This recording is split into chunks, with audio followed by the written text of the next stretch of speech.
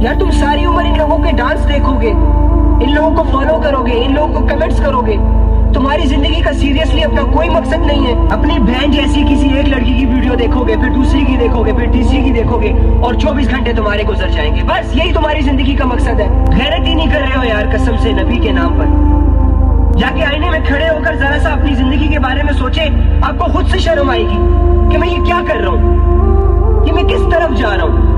2-4 लड़कियां तुम लोगों की फ्रेंड क्या बन जाए, आसमानों पे उड़ने लग जाते हो।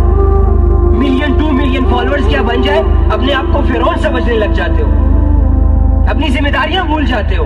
तुम्हें नहीं पता कि क़यामत के दिन तुम्हारे मातहतों का तुमसे पूछा जाएगा, तुम्हारे बीवी बच्चों का तुमसे पूछा जाएगा, उन लोगों के बारे में तुमसे पूछा जाएगा जो लोग तुम्हारी आवाज को सुनते हैं, जो तुम्हें देखते हैं, जो तुम्हें जानते हैं। तुम क्या एजुकेट कर रहे हो उनको, क्या बता रहे हो उनको? सिर्फ ये बता रहे हो कि मेरे पास मर्सिडीज है, मेरा 4 कनाल में घर है, फेस पे 10 फिल्टर लगा के अपने आप को हूर परी समझने लग जाती हूँ। बस ये सारी चीजें दिखाओगी सारी उम्र लोगों को, और आहिस्ता आहिस्ता कपड़े शॉर्ट करके बस लोगों के जज्बात से खेलोगे। इतनी घिनौनी जिंदगियां कौन गुजारता है यार?